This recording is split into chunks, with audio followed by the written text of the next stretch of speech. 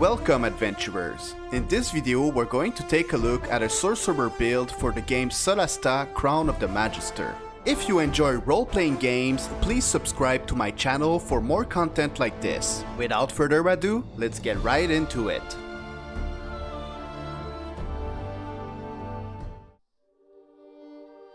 Since Charisma is the spellcasting ability for sorcerers, we're going to choose half-elf for our ancestry because they get +2 to Charisma and +1 to 2 other ability scores of our choice. They also get to choose 2 more skills and they get Dark Vision and Fey Ancestry. For our sorceress origin, we're going to select the Draconic bloodline. This subclass will give us a couple of very useful bonus spells, namely Shield, Misty Step, and Counterspell. For our Dragon Ancestors choice, leave it at Gold Ancestors, for it is the type of dragon associated with fire damage, and there is a lot of good fire spells in the game. We also get Draconic Resilience, which gives us 1 additional hit point per level and a better armor class. However, this armor class won't make any difference because we're going to wear a medium armor. For the background, we're going to pick Sellsword because this is how we get proficiency with medium armor. We also get proficiency with the skills Athletics and Intimidation.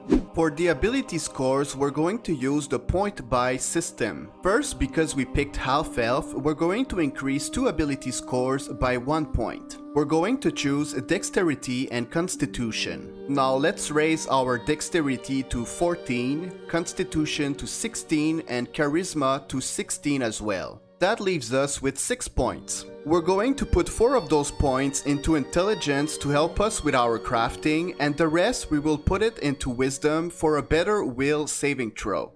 For our ancestry skills, we're going to choose Medicine and Arcana to be better at crafting healing potions and magic items. For our class skills, we're going to pick Deception and Persuasion to utilize our high Charisma. For our first cantrips, we're going to pick Chill Touch, Firebolt, Light, and Ray of Frost. For our first spells, we're going to take Magic Missile and Sleep.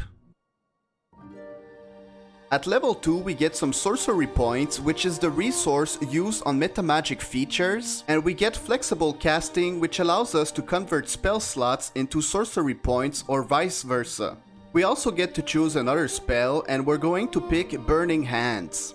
For the level 3, we get to choose 2 metamagic features. I recommend picking Quickened Spell and Twinned Spell. Quickened Spell will allow us to cast a main action spell using a bonus action instead. You won't be able to cast another spell in the same turn, but you can still cast a cantrip.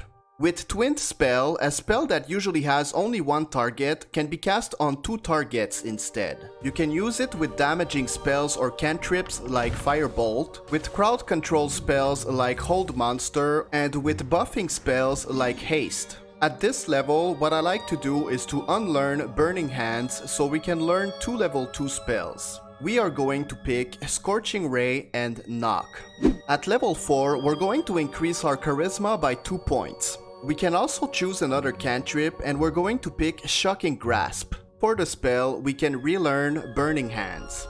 For the level 5, we're going to unlearn Sleep so we can take Fireball as well as Haste. Anyways, around this level, if you're doing the main campaign, you'll be facing a lot of undeads, so Sleep won't be that useful. At level 6, we get Elemental Affinity, which allows us to add our Charisma modifier to the maximum damage of any fire spells we cast. We also get Draconic Resistance, which you can activate to get some fire resistance for 1 hour. For the spell, we're going to pick Sea Invisibility because some Sorax can cast invisibility. For the level 7, we're going to learn Ice Storm because it is good to have spells with other damage types for when we are dealing with fire elementals. At level 8, we will increase our Charisma by an additional 2 points, bringing it to the maximum of 20. We are also going to take the spell Wall of Fire. At level 9, we are going to pick the spell Cone of Cold. For the level 10, we can pick another metamagic feature.